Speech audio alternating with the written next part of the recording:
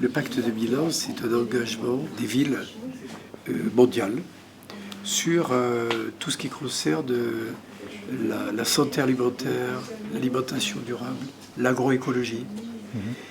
Ça consiste pour une ville à s'engager à protéger les terres à fort potentiel, à favoriser les circuits de proximité et à lutter contre le gaspillage alimentaire. C'est un engagement très noble qui passe par des rencontres, des échanges d'expériences et qui, cette année à Montpellier, va prendre un accent différent puisque l'ensemble des travaux du pacte de Milan va être médiatisé en permanence, c'est-à-dire accessible au public. Et puis il y aura une journée grand public.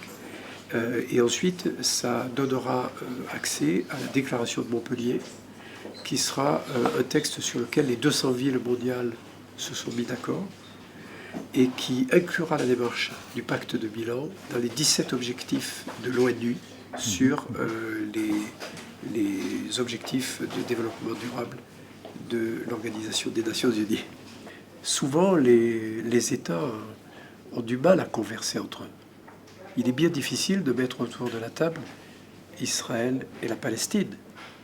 Il était difficile pendant l'embargo de mettre autour de la table le président russe et le président français. Mais il n'y a jamais eu de problème pour inviter le maire de Bethléem en Palestine et de Tibériade ou de Tel Aviv en Israël.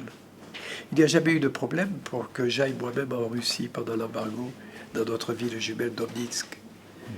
Parce que les maires parlent finalement la même langue, c'est-à-dire la proximité citoyenne, c'est-à-dire les réponses à donner au quotidien aux questions des citoyens. Cette promiscuité des maires de la planète fait que la diplomatie populaire des villes, peu à peu, prend le pas sur la diplomatie officielle.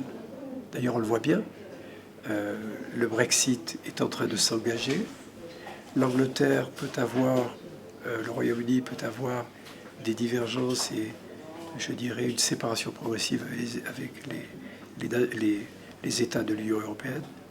Eh bien, le sommet de Londres franco-britannique a eu qu'un seul but, rapprocher les villes franco-anglaises, afin que ce qu'on ne peut plus faire par les États puisse passer par les villes.